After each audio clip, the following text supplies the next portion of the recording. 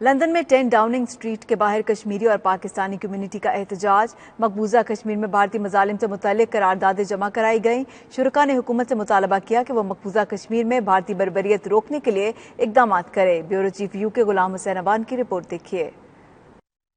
تحریک کشمیر برطانیہ کی جانب سے راجہ فہیم کیانی کی زیر قیادت 10 ڈاؤننگ اسٹریٹ کے باہر احتجاج کیا گیا۔ ان کے ہمراہ صدر تحریک کشمیر یورپ محمد غالب، مقبوضہ کشمیر سے نذیر احمد قریشی، چودھری محمد شریف، قمر عباس اور چودھری زاہد اقبال بھی موجود تھے۔ اس موقع پر ایک قرارداد جمع کرائی گئی جس میں مقبوضہ کشمیر میں بھارتی جبر اور جماعت اسلامی پر پابندی کی مذمت کی گئی۔ قرارداد میں وزیر اعظم ٹریزا مے سے مطالبہ کیا گیا کہ وہ مسئلہ کشمیر کے حل کے لیے بھارت پر دباؤ ڈالیں۔ دوسری جانب محمود ریاض کی قیادت میں بھی 5 رکنی وفد کی جانب سے 10 ڈاؤننگ اسٹریٹ میں قرارداد جمع کرائی گئی۔ قرارداد میں کہا گیا کہ وزیر اعظم ٹریزا مے مسئلہ کشمیر کے حل کے لیے سہ افریقی کشمیر مذاکرات کرائیں اور ان مذاکرات کی میزبانی برطانیہ کرے۔ جو لاکھوں کشمیری جو وہ آزاد جموں کشمیر اور مقبوضہ کشمیر کے اندر آباد ہیں، ان کے بیاہ پہ ہم نے وزیر اعظم کو جو ہے وہ یادداشت پیش کیا۔ اس یادداشت میں ہم نے یہ ریکویسٹ کیا اور درخواست کیا ہے کہ برطانیہ پاکستان، بھارت اور